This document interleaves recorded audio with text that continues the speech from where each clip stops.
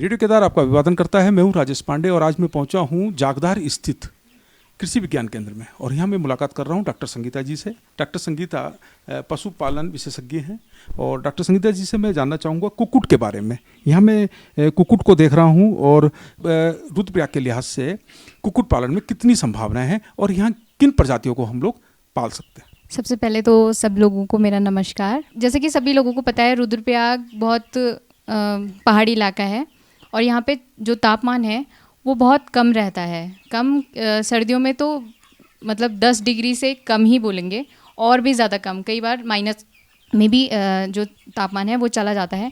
तो यहाँ पर कुक्कुट को किस तरह से पालें, इनकी किस प्रजाति को हम लें, कौन सी वैरायटीज़ जो हैं, जो मुर्गों की कौन सी वैरायटी लें कि जो यहाँ पे अच्छे से सरवाइव भी कर जाए और उनका अच्छा खासा मुनाफा है जो हमारे किसान भाइयों को हो सके। तो उसके विषय में मैं आपको बताऊंगी। प्रजातियाँ तो बहुत सारी हैं, लेकिन कुछ जो होती हैं सारी कुछ प्लेन्स की होती हैं जो हाई टेम्परेचर पे सर्वाइव कर जाती हैं, लेकिन यहाँ पे लो टेम्परेचर के लिए उसमें मैं 3-4 प्रजातियाँ आपको बताऊंगी जो हमने यहाँ पर पाली भी हैं, खुद से डेमोन्स्ट्रेशन करके देखा है उनको, शुरू से 1 दिन के बच्चे से लेकर और जब तक वो बिक नहीं जाती और फिर अंडे देने के लिए भी हमने उनको उतने टाइम तक 6 महीने साल भर तक रखा है। और उसके बाद हम इस नतीजे पे पहुँचे हैं कि ये जो वैरायटी है वो यहाँ पे सबसे ज़्यादा अच्छे से काम कर सकती है।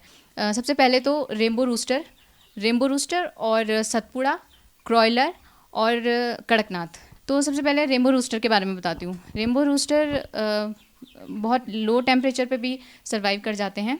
स्टार्टिंग के कुछ टाइम पे जैसे 2 हफ्ते होते हैं, 1 दिन के बच्चे से लेकर 2 हफ्ते तक अगर आप उसको पाल देते हो, मतलब अगर वो उस टाइम तक बच जाते हैं टेम्परेचर, क्योंकि उस समय उनको 30 से 35 डिग्री सेंटीग्रेड तक का टेम्परेचर चाहिए होता है।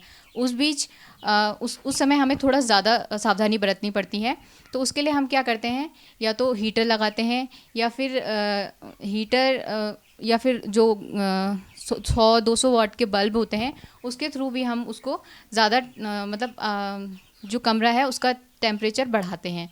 उसके बाद 2 हफ्तों के बाद वो इतने इस लायक हो जाते हैं कि वो आगे सर्वाइव कर जाते हैं। उसके बाद कोई परेशानी नहीं होती है। लेकिन अगर कहा जाए कि यहाँ पे, क्योंकि यहाँ बहुत टेम्परेचर लो चला जाता है, माइनस में भी चला जाता है, तो यहाँ पे कौन से मौसम में हम अगर ये वैरायटीज़ इस्तेमाल करेंगे तो हमको सबसे ज़्यादा मुनाफा देगी, वो है अप्रैल से अक्टूबर तक। इस बीच आप ये बहुत अच्छा ग्रोथ करती हैं और उसके साथ साथ चाहे अंडे हों चाहे मांस के लिए ये इनका प्रोडक्शन बहुत अच्छा होता है। तो हमने जो 4 प्रजातियाँ आपको बताई हैं, इनकी मुख्य विशेषता यही है कि ये एक तो डिज़ीज़ रेजिस्टेंट होती हैं, यानी इनकी प्रतिरोधक क्षमता बहुत अच्छी होती है। इन्हें वैक्सीनेशन की भी इतनी कोई ज़रूरत नहीं पड़ती, यानी इनका टीकाकरण करने की भी आपको कोई ज़रूरत नहीं है। और इसके अलावा ये इनका जो मांस होता है ये बहुत टेस्टी होता है। 1.5 महीने के बाद ही हमने इनको बेचना शुरू कर दिया था। बहुत ज़्यादा लोकप्रिय भी हैं, तो इस वजह से वो इनको लेके भी जाते हैं, पालते भी हैं, इनको खाते भी हैं और अंडों तक भी रखते हैं। और उसके बाद जब ये लेइंग फेज़ में आती हैं, यानी अंडा देना शुरू करती हैं, उसके बाद भी लोग इन्हें बहुत टाइम तक रखते हैं अपने पास और इनका अंडा भी बहुत न्यूट्रिशियस होता है।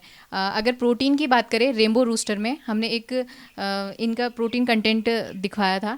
तो जब इसकी परीक्षण किया गया अंडों का, तो उसमें जो नॉर्मल अंडे होते हैं उसमें 10% प्रोटीन कंटेंट होता है, इसमें 12 to 12.5% तक प्रोटीन कंटेंट होता है। जैसे अभी बता रहे थे कि 4 प्रजातियों का आपने जिक्र किया है, एक बच्चा कितने दिन में बेचने के योग्य हो जाता है?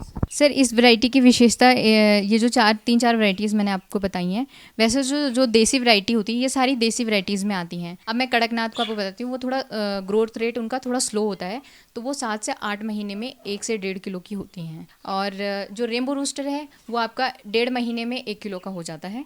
जो क्रॉयलर है ये 2 महीनों में, और सतपुड़ा भी ऐसे ही 2 महीने में 1 किलो तक हो जाता है।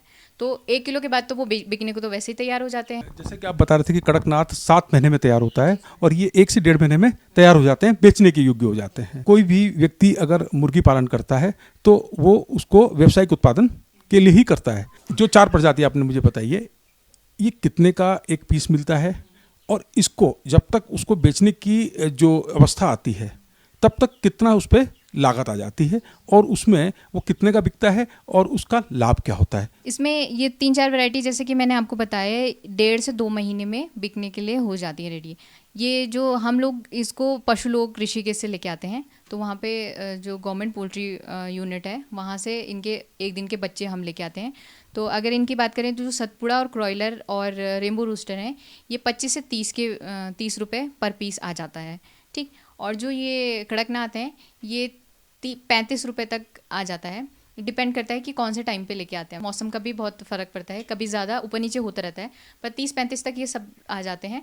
उसके बाद ये जैसे 1 दिन के बच्चे के लेके आई, उसका दवाइयों का खर्चा ये सब मिला के, और जब तक वो 1-1.5 महीने के होते हैं तो इनका फीड सर थोड़ा महंगा होता है, कॉस्टली होता है।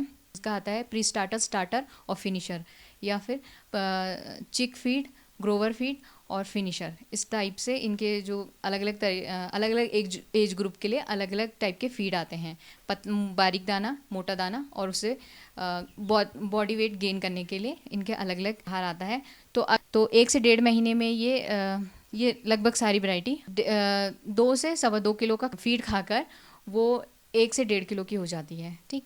लेकिन इसका इन वेराइटीज़ का यहाँ पालने का सबसे अच्छा मकसद यही है क्योंकि यहाँ के किसान इतना फीड नहीं ला सकते हैं यहाँ के, और यहाँ इतना अवेलेबिलिटी भी नहीं है फीड की। तो इनका ये है, ये बैकयार्ड पोल्ट्री फार्मिंग बेसिकली यहाँ पे लोग करते हैं। तो इनका अब जैसे ब्रॉयलर है वो बाहर का कुछ नहीं, मतलब ऐसे वेस्टेज, किचन वेस्टेज ये सब नहीं खाते हैं, लेकिन ये सब खाते हैं। इनका जो कुट्टी बोलते हैं ना, जिसको घास को काट के, वो भी खाता है ये। उसके अलावा आप इनको जो आपके सब्ज़ी के जो बचे हुए छिलके हैं वो सब भी खाते हैं। किचन का आपका जितना भी वेस्ट है, खाना दाना, दाल वगैरह, ये सब चावल जो बचे हुए हैं वो भी आप इन्हें दे सकते हैं, रोटी आप इन्हें दे सकते हैं। ऐसा कुछ नहीं है जो ये नहीं खाते हैं, ठीक है। तो इस चीज़ से किसानों को काफ़ी फ़ायदा हो जाता है, क्योंकि अगर वो ये फीड खिलाएंगे तो ऑब्वियसली वो उतना फ़ायदा नहीं हो पाएगा। लेकिन ये है कि ये आप बैकयार्ड अपने घर के पिछवाड़े में भी पाल सकते हैं इनको। इनके लिए बहुत ज़्यादा स्पेस की ज़रूरत भी नहीं होती है और ना ही बहुत किसी प्रॉपर उसकी ज़रूरत नहीं पड़ती है। आप एक नॉर्मल सा कमरा भी है वो भी इनके लिए सफिशिएंट होता है, ठीक है। बस स्टार्टिंग में थोड़ा सा ध्यान देने वाली बात ये होती है कि आपको शुरू में वही मैंने बताया था ना आपको, 2 हफ्तों के लिए, उस बीच अगर ये बच जाते हैं, क्योंकि उस समय तो ज़्यादा टेम्परेचर की ज़रूरत पड़ती है, फिर उसके बाद ये टेम्परेचर रेजिस्टेंट हो जाते हैं। उसके बाद इनको किसी तरह की भी कोई ज़रूरत नहीं है, आप इनको बाहर पे पालो, कहीं पालो, बस कोई प्रॉब्लम नहीं है। डॉक्टर संगीता अभी हमें बता रही थी कि इनका जो 3 प्रजाति आपने मुझे बताई है, इन 3 प्रजातियों को आपको विशेष रूप से किसी आहार को खरीदने की ज़रूरत नहीं है। जो आपके घर में जो खाना बचता है, जो आहार बचता है, जो पशुओं का आहार होता है, ये वो सब खाते हैं, तो उसमें ज़्यादा खर्चा इनके आहार में नहीं है। अगर हम देखें तो इनका बाज़ार भाव क्या होगा? इनका बाज़ार भाव सर क्योंकि ये देसी प्रजातियां हैं तो ब्रॉयलर के कंपेयर इनको ज़्यादा पसंद किया जाता है। इनका मीट बहुत टेस्टी भी होता है क्योंकि ये घर के खाने पीने से ही वो कर रहे होते हैं, तो कोई जैसे कोई रसायन जो होता है वो इनमें नहीं होता है, तो सब कुछ एकदम ऑर्गेनिक होते हैं ये, तो इसलिए लोग इनको ज़्यादा पसंद करते हैं। और अगर इनका बाज़ार भाव देखा जाए तो ये 250 से 300 रुपये किलो के हिसाब से बिकते हैं, तो जो कि बहुत अच्छा है। ज़्यादा ये लेइंग फेज़ में जब आते हैं तो इनके अंडे, जो रेनबो रूस्टर के अंडे थे, वो 15 रुपये के हिसाब से भी बिकते थे, तो इसलिए ये काफ़ी फ़ायदेमंद है। तो जैसे आप जानकारी दे रहे हैं कि अगर ये अंडे देने की स्थिति में आते हैं तो वो कितने समय का जो चिकन होता है वो कितने समय में अंडा देना शुरू कर देता है? इनके जो अंडे होते हैं ये 5वें महीने से स्टार्ट हो जाते हैं, चौथे या 5वें, ये ब्रीड वाइज अलग अलग होते हैं। अगर मैंने रेनबो रूस्टर का, क्योंकि हमने ऑब्जर्वेशन किया है, तो उसके बाद हमें पता चला है कि ये 4.5 महीने से अंडा देना स्टार्ट कर देती थी। तो स्टार्टिंग में तो कम ही देती है, पर जो रेगुलरिटी में आती है 5वें महीने से अंडा देना स्टार्ट कर देती है, और साल भर में जैसे कि बताया 160 से 180 अंडे प्रतिवर्ष आपको दे देती है। तो ये जो कि बहुत अच्छा है।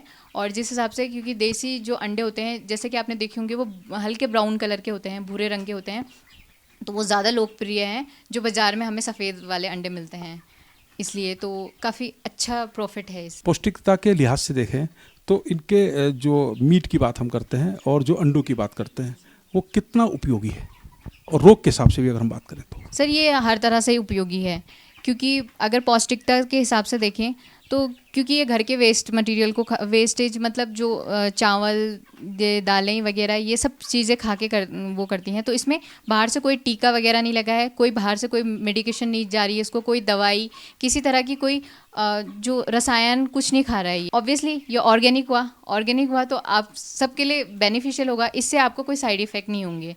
जैसे जो ब्रॉयलर होते हैं उसमें काफ़ी इंजेक्शन्स वगैरह लगाते हैं तो ताकि उसका वेट गेन जल्दी से हो सके, लेकिन इसमें ऐसी कोई प्रॉब्लम नहीं होती है, तो ये हमारे स्वास्थ्य के लिए भी बहुत अच्छा है। दूसरा जो अंडों की बात, तो अंडे जो हैं जैसे कि मैंने आपको बताया जो रेनबो रूस्टर के अंडे के बेसिकली अब अगर बात करें तो इनका जो प्रोटीन कंटेंट होता है वो बाकियों के कंपेयर ज़्यादा होता है, जैसे 12 to 12.5 होता, प्रोटीन कंटेंट इतना ज़्यादा है तो ऑब्वियसली वो अंडा ज़्यादा लाभदायक होगा।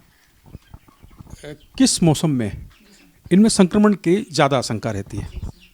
बिल्कुल, संक्रमण के यही बरसात का सीज़न, ये सबसे, क्योंकि मानसून सीज़न है, बारिश की वजह से ज़्यादा इन्फेक्शन के चांसेस होते हैं, और इसमें अगर देखा जाए तो सबसे ज़्यादा केसेस कॉक्सिडियोसिस के आते हैं। एक बीमारी है पोल्ट्री कॉक्सिडियोसिस। इसमें क्या होता है कि अब जैसे ये गंदगी की वजह से होते हैं, अगर प्रॉपर सफाई ना करें, जैसे जो हमारे ये बेडिंग मटेरियल देख रहे हैं आप, इसको अगर प्रॉपरली साफ़ ना करें तो क्या होता है कि गंदगी की वजह से ज़्यादा यूरिन वगैरह की वजह से यहाँ पे स्मेल आ जाती है। अगर वेंटिलेशन प्रॉपर नहीं है, हवा पर अच्छे से नहीं आ रही है, तो उसकी वजह से यहाँ पे गंदगी हो जाती है। इनको सांस की बीमारी भी हो सकती है और कॉक्सिडियोसिस भी हो सकती है। उससे क्या होता है, इनमें खूनी दस्त स्टार्ट हो जाते हैं, और अगर वो खूनी दस्त स्टार्ट हो जाते हैं तो वो एक से दूसरे में फैलते हैं और फिर पूरा का पूरा लॉट आपको खराब हो जाता है, मतलब मर जाते हैं, वो खुद ही मर जाते हैं।